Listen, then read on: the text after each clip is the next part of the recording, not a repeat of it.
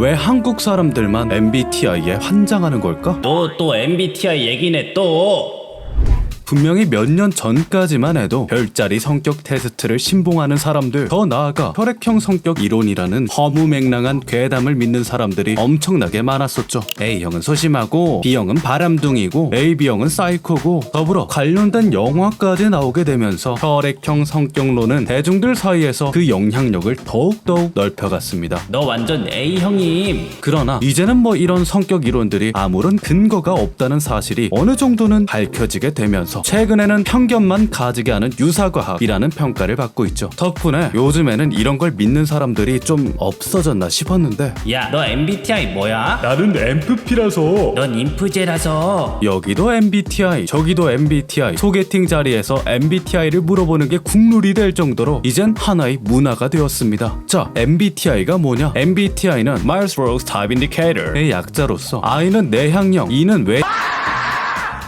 그래요. 사실 뭐 여러분에게 외향형이니 내향형이니 S니 N이니 자세한 설명은 굳이 할 필요 없죠. 여러분들은 인싸니까 저보다 더 잘할 거라고 생각합니다. 혹여나 모르시는 분들을 위해 아주 간단하게 설명하자면, 심리학자 칼 융의 이론을 근거로 한 성격 유형 선호지표, 더 편하게 그냥 성격 테스트라고 보시면 돼요. 재미도 있고 가격도 싸고 하기도 쉬운 데다가 심리상담 분야에서는 나름 공신력도 있어서 기업의 인성검사로도 자주 쓰이는 놈입니다. 세계 2차 대전 때 만들어진 이래로 전 세계적으로 가장 유명한 심리검사이기도 하죠. 그런데 잠깐, 뭐요? 2차 대전? 만들어진 지 100년이 다 되어가네? 의구심은 여기서부터 스멀스멀 피어오릅니다. 자, 봅시다. 2020년 올해 이 주제로 난리법석인 사람들은 오직 한국뿐입니다. 유독 한국 사람들만 이래요. 올해만 잠깐 이런 거 아니냐고요? 아니요? 2020년을 넘어서 지난 5년분의 검색량을 총합해도 대한민국이 압도적 넘버원입니다. 물론 다른 나라에서도 인지도가 있고 굉장히 유명한 것도 사실이지만요, 우리나라만큼 열풍이고 유행인 건 절대 아니란 말이죠. 그런데 대체 왜 만들어진 지 100년이 다 되어가는 지표에 우리나라 사람들은 이제 와서 이렇게 난리냐 이 말이야.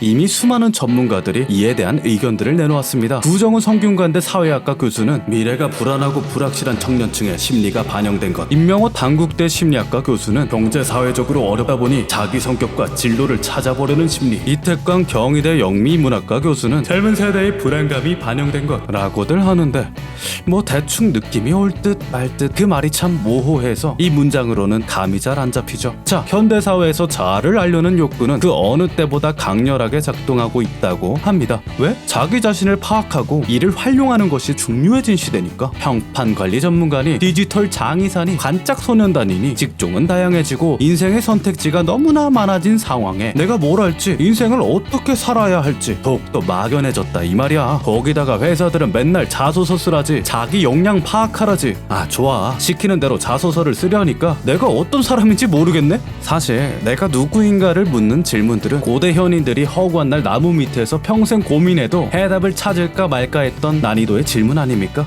그런데 공부도 해야 돼, 일도 해야 돼, 유튜브도 봐야 돼, 순내게 바쁘게 사는 우리들한테 나를 돌아보는 시간이 어디 있었냐 이 말이야. 시대가 그렇게 행동할 수밖에 없는 시스템을 구축해놓고 이제 와서 갑자기 진짜 너는 누구냐? 고 물어보니 당연히 우리들은 혼란이 올 수밖에 없습니다.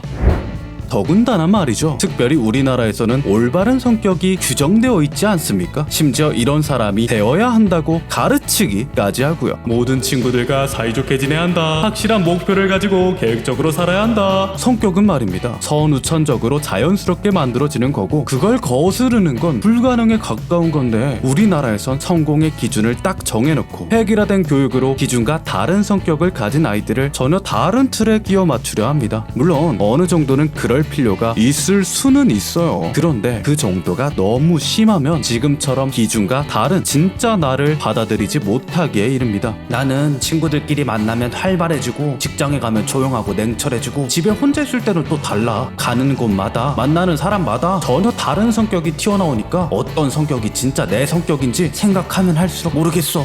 인생의 목표가 어떻게 딱 정해져 있다면 정해진 성격 항목을 따라야 할지도 모르지만요, 그거 아니잖아. 우리가 다 사짜 직업이에요? 다 똑같은 삶의 목표를 가지고 있나? 성격의 개선은 당연히 가능하지만 정반대의 성격이 되겠다고 입에 거품을 물면 본인만 정신적으로 힘들어질 뿐이라고요.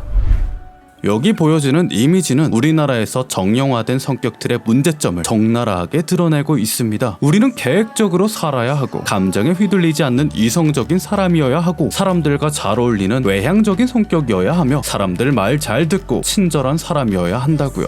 이씨! 아니 까놓고 얘기합시다. 즉흥적이면 어때? 내향적이면 어때? 조금 싸가지 없으면 어때? 나대는 게 아니라 적극적인 거고 생각 없는 게 아니라 사고가 유연한 거고 아싸가 아니라 내면에 충실한 거지. 이게 진짜 팩트고 팩트를 구체화된 언어로 꽂아주니까 MBTI가 사람들에게 환영받는 거예요. 단점도 장점도 다 까발리면서 너는 그 존재 자체로 준내 잘 살고 있다고 단점을 어떻게 개선할지 장점을 어떻게 살릴지 방향까지 제시해주니까 나를 있는 그대로 온전히 존중해주고 나를 있는 그대로 세상에 내보일 수 있게 해준다는 거죠. 이렇게 좋은 검사지만 최근에는 MBTI에 과몰입하는 사람들이 많아지면서 또 다른 문제들이 생겨났습니다. ISFJ 남친 원래 이런가요? ENFP들은 나랑 안 맞는 것 같음. 다른 사람을 유형 속에 특정 짓고 판단을 쑤셔넣고 편견과 고정관념을 가지기 시작한 거죠. 물론 훨씬 더 좁게 보았던 인간상을 16배나 넓혀준 건 다행이긴 하지만요. 이런 건 그닥 좋은 모습이 아니겠죠.